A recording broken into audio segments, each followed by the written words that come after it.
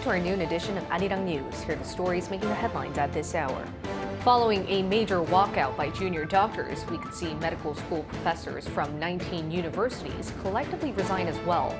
Meanwhile, 3 incumbent and former officials of the Korean Medical Association went through 14 hours of police questioning over accusations that they've led such nationwide doctors' resignations. For the second month straight, South Korea has seen a record increase in the number of people employed. In February, this annual job growth figure rose to over 300,000. Consumer prices in the states rose yet again in February, which is keeping the Federal Reserve on course to wait at least until the summer before lowering interest rates.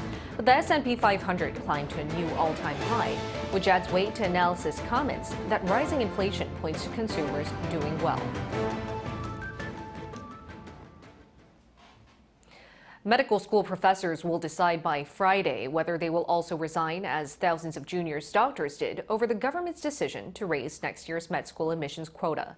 Just minutes ago, the second Vice Minister of Health and Welfare pointed to the irony of the situation, with professors putting their students' education at risk. Choi Soo-young has the latest.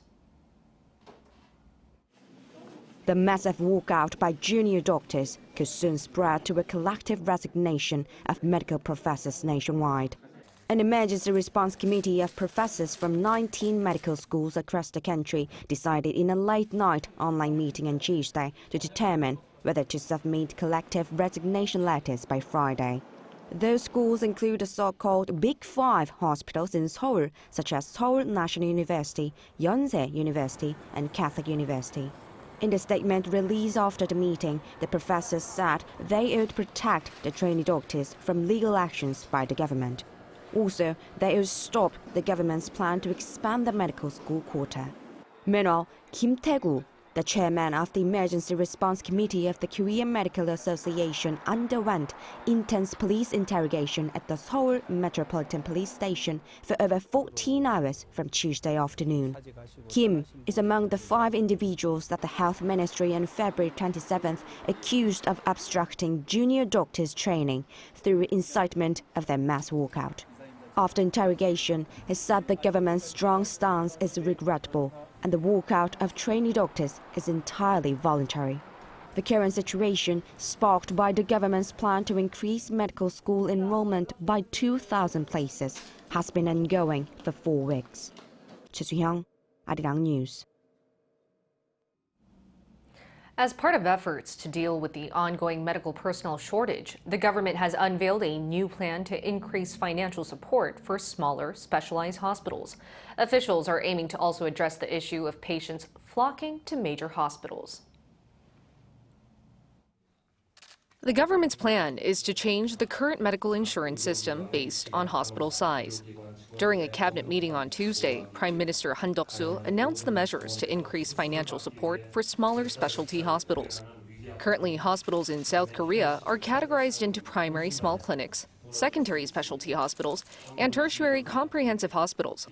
Han stated that the government will calculate insurance fees paid based on the medical capabilities of each hospital, not based on their size, to normalize the current healthcare system, which relies heavily on junior doctors. He said the current system gives the largest 5 hospitals in Seoul more support regardless of their actual medical performance or achievements. Some small, specialized hospitals currently treat patients with severe problems at the same level as tertiary comprehensive hospitals. The government aims to reduce excessive dependence on junior doctors and is moving forward to establish an effective medical system. Moreover, the Ministry of Health and Welfare will strengthen its assessments in hiring medical personnel for new medical institutions, doubling the number of specialists compared to trainee doctors. The inconvenience in the medical field due to the departure of trainee doctors reflects a distorted reality that overly relies on them. In top-tier hospitals, the proportion of trainee doctors is about 40% and is abnormal when compared to countries such as the United States and Japan, where it's around 10%. The ministry will also support national university hospitals and regional training hospitals in hiring more specialists to reduce the workload of trainee doctors, allowing them to focus on their training. It added that for specialists, long-term contracts will be promoted over the current customary practice of one-year short-term contracts to stabilize their employment environment. The government will hold a meeting on reforming the healthcare system, including discussions on increasing insurance fee payments and expanding the employment of specialists. Over in economics, South Korea's annual job growth saw another rise of more than 300,000 last month, while the employment rate reached its highest level for any February since 1982. This was mainly driven by job additions of people aged 60 and above. Park Kwon-woo has more. South Korea's job figures jumped by over 300,000 on year for the second consecutive month in February. According to data released by Statistics Korea on Wednesday, 329,000 jobs were added to the total employment figure last month, compared to a year before, bringing the total working population aged 15 and above to over 28 million. The employment rate rose 0.5 percentage points from the year before to 61.6% last month, the highest for any February since related data was first compiled in 1982. February's unemployment rate was 3.2%, a 0.1 percentage point jump from the year before. In February, ongoing increases in total employment were seen with additions in sectors including public administration, IT, and science. Manufacturing was another area where jobs were added for the third straight month, while the agriculture and fisheries, education, and real estate sectors all saw decreases. Those aged 60 and above mainly drove the increase, with nearly 300,000 additions to the workforce from that age group in February. There was also an increase in the number of workers in their 30s and in their 50s.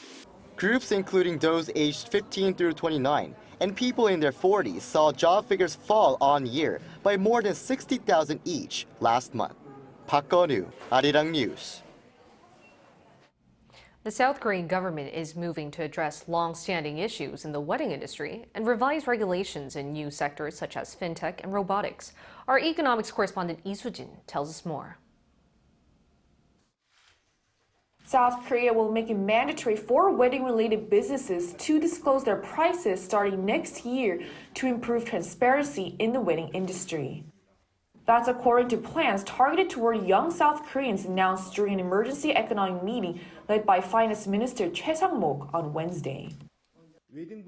In the wedding sector, measures are being prepared to make it mandatory for businesses to provide information on prices for marriage-related goods and services that consumers can easily understand. High wedding costs have plagued prospective couples for a while now, with numerous accounts of overspending due to the lack of information about various wedding services. To address this, the government will from next year require firms to disclose prices of wedding-related goods and services, such as dress and venue rentals and wedding photography, on the Korea Consumer Agency website. And in a move to further mitigate the price burden for prospective couples, the government is adding museums such as the National Museum of Korea and the National Library of Korea to the list of 120 public facilities already being used as wedding venues. The government also plans to revise regulations in new industries such as fintech and robotics. In Wednesday's meeting, the finance ministry announced plans to allow individuals to not just send Korean won, but also foreign-denominated currencies to others through prepaid electronic payment services, allowing people to more easily split the bill when traveling abroad. The government will also establish internal guidelines to allow the South Korean police to use patrol robots, as other countries have already begun deploying them to improve public safety. Lee Soo-jin, Arirang News.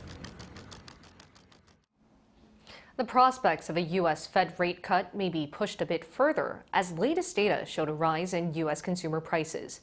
However, the latest CPI figures still led to a rally on Wall Street, with the S&P 500 reaching a new all-time high. Lee Seung-jae has the figures. According to the U.S. Commerce Department's Bureau of Labor Statistics on Tuesday, the U.S. Consumer Price Index rebounded slightly in February and remained stagnant in the low 3% range. The latest data showed that U.S. CPI rose 3.2% compared to the same month a year ago and was up 0.4% from the previous month. U.S. inflation peaked at 9.1% in June 2022 and has since slowed down, fluctuating in the low to mid 3% range since June 2023. Meanwhile, excluding volatile food and energy prices, core CPI rose 0.4% in February, up 3.8% on year. Both were slightly higher than market expectations. The increase in energy and shelter prices accounted for more than 60% of the total gain. However, despite the slight rise in the U.S. consumer prices and the prospect of the U.S. Fed freezing its key rates further, Wall Street reacted positively to the latest CPI data, with the S&P 500 climbing to a new all-time high during Tuesday's trading session. The S&P 500 rose more than 1% on the day to close at 5,175.27, breaking the previous high set just 3 sessions ago. The Dow Jones ended trading up 0.61%, while the tech-heavy Nasdaq rose over 1.5%. According to a senior investment strategist at U.S. Bank Wealth Management, rising inflation is an indication that consumers are doing well and that the slight rise in the CPI isn't affecting investor sentiment. Lee Seung-jae, Arirang News. South Korean companies are expected to receive subsidies under the U.S. CHIPS Act. That's according to Seoul's Trade Minister Chung In-gil, who spoke to reporters on Tuesday after arriving at Dulles Airport in Washington. There, Chung said South Korea will certainly receive subsidies from the Semiconductor Act, but the scale and designated date is not yet certain. The trade chief added the U.S. is expected to make a related announcement by the end of this month. He also said, while it's difficult to predict whether South Korean companies will face any disadvantages, as the scale of subsidies is based on guidelines set by the U.S., he doesn't believe that would be the case. Washington provides semiconductor production and R&D subsidies to encourage semiconductor companies to invest in facilities in the U.S.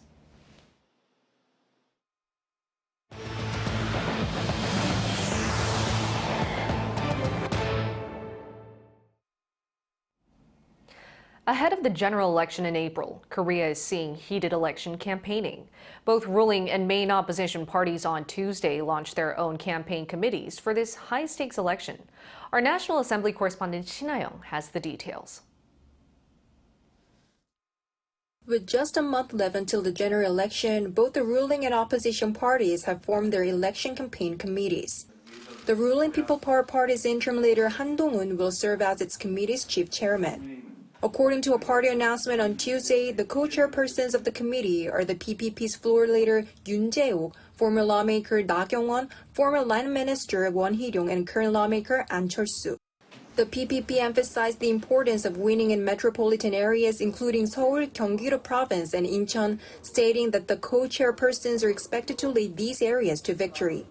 A control room to respond to election-related situations will commence operations on Wednesday. In the meantime, the main opposition Democratic Party of Korea on the same day also launched its campaign committee to oversee its election strategy and campaign. Operating under a so-called top three system, the committee is led by the DP leader Lee Jae-myung alongside former party leader Lee Hae-chan and former Prime Minister Kim Boo-kyung. The 4 key themes are defined as innovation, integration, public participation, and judgment of the Yoon administration. After opening a ceremony on Tuesday, the committee held its first meeting. While emphasizing the importance of integration to overcome turbulence within the party regarding candidate selection, the committee appealed to voters for support in the upcoming general election. Shin Ha-young, Arirang News. The country is also preparing for this high-stakes general election by making sure the process is fair and just. Many, including political parties and the police, are paying close attention to the potential of deepfake technology being exploited. Lee Si-hoo reports. Deepfakes refer to synthetic AI-generated content that convincingly replaces a person's likeness. It also can create sounds and images of things that do not exist in real life. As many countries have elections coming this year, including the South Korean general election, there's much attention on deepfake technology because of its potential to be abused to instill fake perspectives of politicians. In South Korea, the National Assembly last December revised what's called the State Public Officials Act to ban the misuse of deepfakes in election campaigns. Beginning in January, all campaign efforts using deepfakes have been banned. In the private sector, tech giants Naver, Kakao, SK Communications, and others recently adopted a joint declaration to prevent deepfake abuse. The Korea Internet Corporations Association, of which these companies are members, said that the companies will work together to quickly detect and respond to deepfake technology. This follows a voluntary accord signed last month by global big tech companies pledging to fight deceptive AI-generated content interfering with elections around the world. 20 tech companies, including Amazon and Google, vowed during the Munich Security Conference to combat deepfake abuse to safeguard the integrity of electoral processes. South Korea's National Office of Investigation also recently developed new software to better detect deepfakes of South Korean features.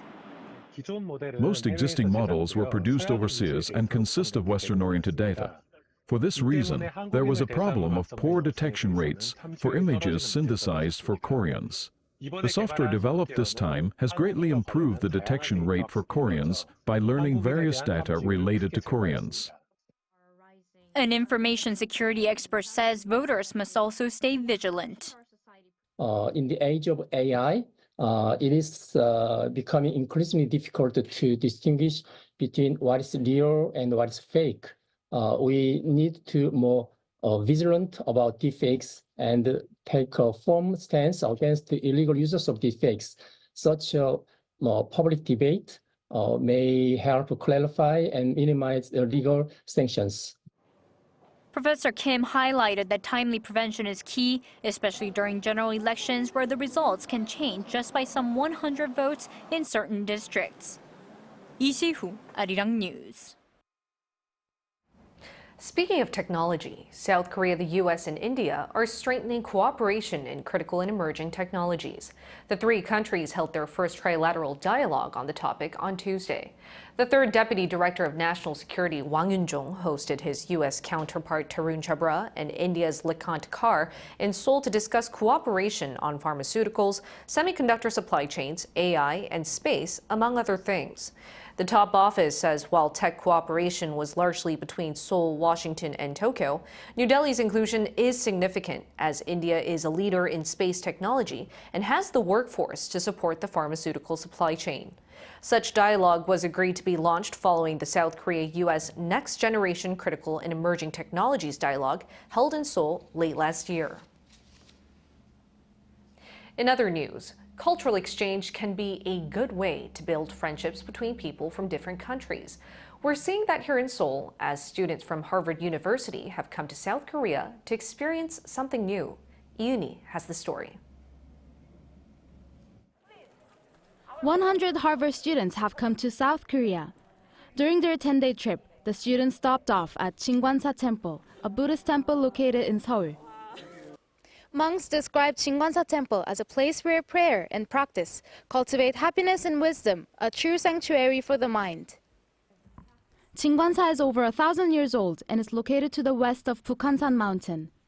Students got to learn about the temple's history and watch an annual ritual which is also a designated national cultural heritage called the Suryukje, a ceremony for water and land. While learning about Korean temple cultural practices such as tea drinking, the students took a brief pause to meditate. I'm so happy to be here at the temple. It was very relaxing in the morning. We have a very busy schedule, so it's so nice to even get to meditate for a few minutes.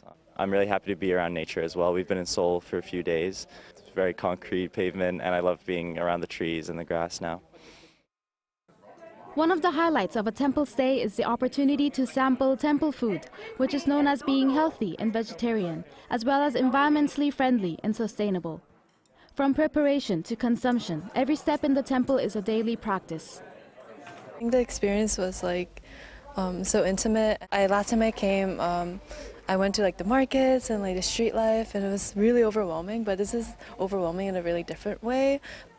The students, who are also members of the Harvard Radcliffe Orchestra, will be performing concerts across the country during their stay. When the mind is harmonious and at peace, music resonates even more beautifully. That's why it's important for musicians to find ways to cleanse and regulate their inner selves. With their minds and bodies revitalized, up next for the Harvard Radcliffe Orchestra is their first concert at Lotte Concert Hall in Seoul on Wednesday evening. Lee Eun-hee, Arirang News.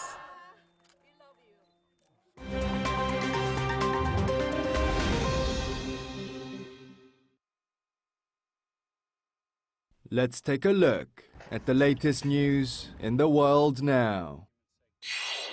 First shipment of aid set sail for Gaza since the outbreak of war following attacks from Hamas on Israel on October 7th. The Open Arms, an aid ship carrying 200 tons of relief supplies for Palestinians in Gaza, set sail from Cyprus on Tuesday. As Gaza has no functioning port, the international charity behind the mission, World Central Kitchen, is building a jetty to receive the aid. The Spanish NGO ship left the poor city of Larnaca, towing a barge containing around 200 tons of flour, rice, canned vegetables, and protein. It will take up to 2 days to arrive in Gaza. WCK said that a further 500 tons of aid in Cyprus is ready for dispatch, saying that a second vessel would depart within the next few days. The United Nations welcomed the opening of the maritime corridor for the delivery of urgent humanitarian aid, however emphasized the importance of land routes as the scale of aid delivery by land is incomparable.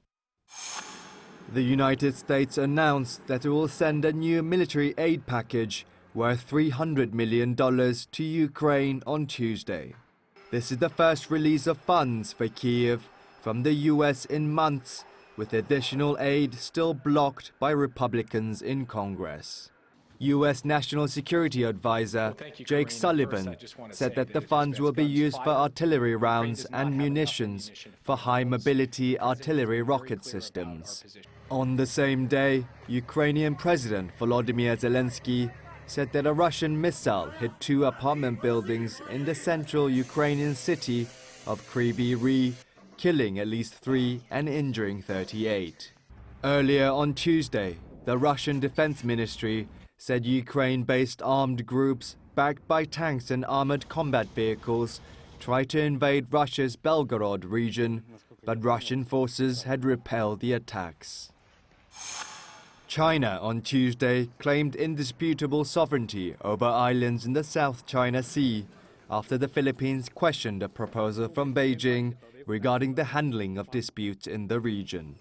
Earlier the same day, the Philippines Foreign Ministry said China's proposals undermined international law and were against national interests. China's Foreign Ministry spokesperson, Wang Wenbin, argued that China's plans were submitted with sincerity and goodwill, saying the Philippines' regrettable response spoiled the atmosphere of communication and cooperation between the two sides. Tensions between China and the Philippines have been escalating with frequent clashes between coast guards and civilian ships from both countries in the contested resource-rich South China Sea. In South Africa, a conservation NGO on Tuesday announced that they had begun preparation for the rewilding of 2,000 captive-bred white rhinos at an undisclosed location. The NGO African Parks purchased the rhinos from a private breeder and aims to rewild around 200 rhinos per year over the next 10 years. This could boost the world's white rhino population by up to 15%. Animal poaching remains a severe issue in South Africa, and according to government data, 499 rhinos were poached last year.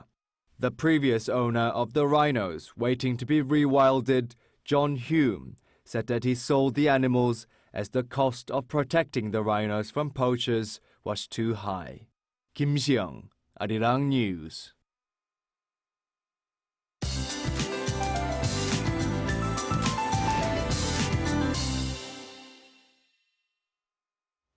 Good afternoon. Today looks to be more calm and comfortable under brighter skies nationwide. We started out the day on a chillier note with highs that should go up to slightly higher than Tuesday afternoon. In fact, most parts of the country will notice big temperature swings of 10 to 15 degrees Celsius today. And despite warmer afternoon temperatures, strong winds could make it feel colder than actual readings. Morning temperatures in most regions were 2 to 5 degrees lower than Tuesday, but highs in Seoul should get up to 12 degrees Celsius, Gwangju and Busan topping out at 14 degrees. Decent air quality is expected during the day before dusty air blows in from overseas tonight. And it looks like dusty air stays along with the warming trend. Highs in Seoul will soar to the mid-teens starting tomorrow, getting close to 20s in certain parts of the country, with rain in the forecast across the southern regions this weekend. That's Korea for you, and here's a look at the international weather conditions.